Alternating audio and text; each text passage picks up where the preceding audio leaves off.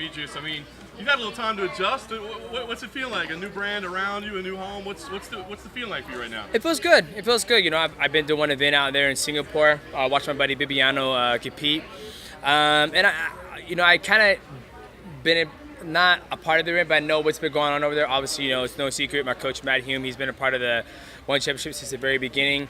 My teammate Bibiano Fernandez has been the champion over there. I think he has the most consecutive title defense for male athletes. So I'm excited, man. I'm looking forward to the future.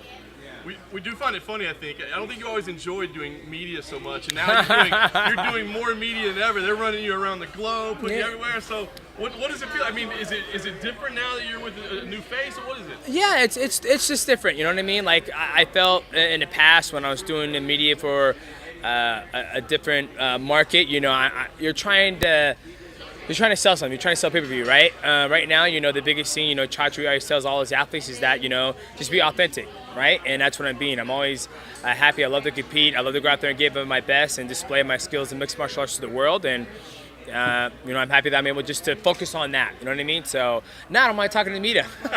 First, you know, before your last fight, you said, I want to go around the world and collect belts. And I remember laughing and going, well, that'll never happen. And, yeah. And then here you go. How much at that time did you know this is what's going to happen? I mean, you never know what's going to happen, obviously, right? You know, I was going into that fight thinking I was going to win that fight. And obviously, I have a obligation as a champion to keep on defending that belt, which I've done for, you know, the past 6 years. So obviously, things happen for a reason. I'm happy where I'm at. I'm happy how things went the way it did. But yeah, I'm just ecstatic. Last thing for me, I mean, we always guessed why your star wasn't as, you know, didn't live up to how great you were as a martial artist. And a lot of people say, that's a size, it's a size. I know it's still early, you haven't even fought yet, but now that you've been over in Asia and is it true? I mean, do you feel like you're getting more star power? You don't have to battle the fact that you're a smaller guy? Yeah, 100%. I mean, you look at the Japanese culture of mixed martial arts with Shuto Bushido.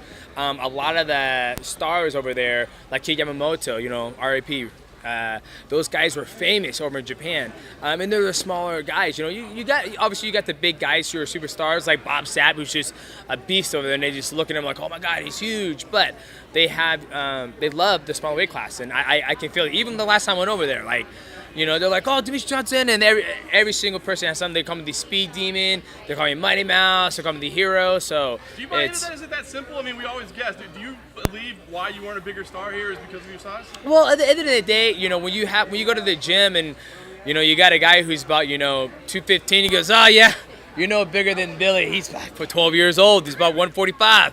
It can't play a factor, you know what I mean? But you look at the true hardcore fans of mixed martial arts and sports itself. I mean, if I saw Dwight Howard, he was like, no, you the truth, man. I know what's up. I ain't gonna mess with you, right? It's the ignorant people at home who sitting down, eating Cheetos, drinking a nice, not nice, disgusting Coca-Cola. Those are the guys who are like, this guy's garbage. He's too small. So. There goes the Coke sponsorship. Yeah. I don't drink. I drink Zevia, 0 calorie. It only has 4 ingredients. It's very healthy for you. You should try some. Demetrious, if you had beaten Henry and then went on to continue defending a title in the UFC, would there have ever reached a point where you thought, like, I'm dropping this title, I want to leave and go somewhere else? I had in my mind if I would have won that fight, I would have finished out my 4 fights, and then I would have came to one championship. So sort of a silver lining that Henry got the win because you got to do the solo. Yeah, absolutely.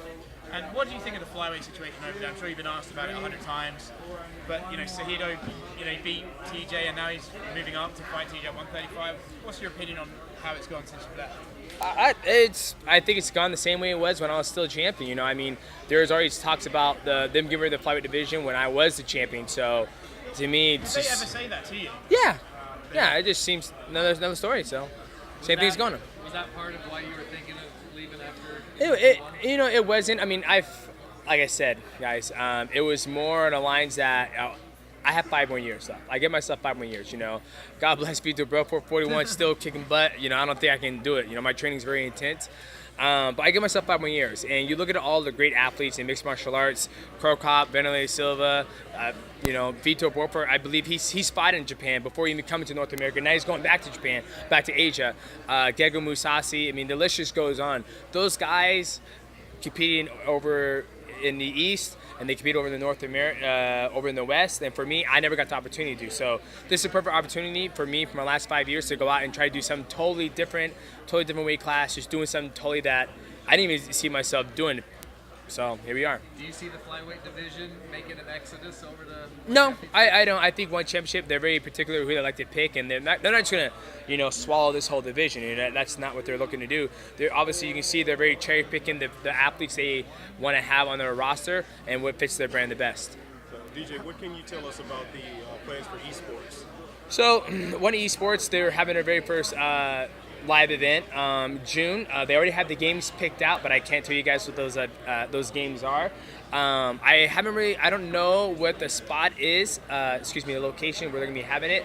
But last time I was on the call with those guys, he said it's gonna look like June. They told me the games, I approved the games, and I'm looking forward to see how it comes together. That's one thing that's cool about One Championship is that, there's no off boundaries, right? They've already done a WBC boxing world title fight. They've already done, they just had Stamp Fairtex. She just became a 2-weight, 2-divisional sport champion with one Super Series and now Muay Thai.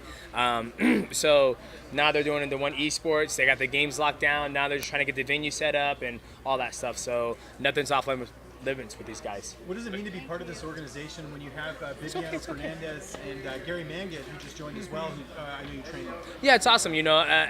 There hasn't been a time in my career where I've actually been in the same organization as a teammate. Yep. There was one, it was Karis Fedor when he first got into the UFC. We were both kind of together, so it was almost kind of like I can go root for him. We kind of like a little wolf pack from Seattle, Washington. You see guys like Team Alpha Male, you see the guys Black Zillions. I don't know if that team's around anymore, but America Top Team. Those guys have a code. They're always rooting for each other. So now, I've always rooted for Viviano Fernandez and Gary, but now that they're actually part of the same organization, it's a little more. It's cool. Okay, but you never fight them, obviously, right? No, I never fight them. I wouldn't. I mean, I'll tell Chacho, like, Viviano is like a mentor to me. My jiu-jitsu has gone leaps and bounds since me and him training together since 2011, 2012.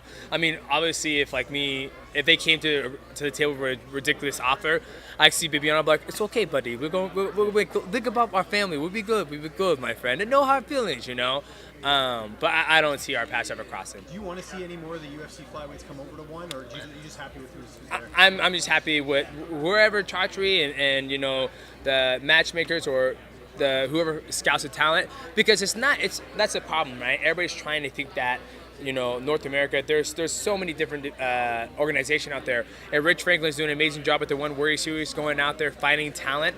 So this isn't all the best flyweights in the world. You got Yuya Wakamatsu, you got Karat Akhmatov, you got Danny King Dad. Those guys never stepped foot on North American soil and competed. So I think us hoping, or you guys feel like you're trying to shove that down my throat, like we need to grab all of them. I'm not worried about that. Good. Thanks, DJ. Can you give you a mental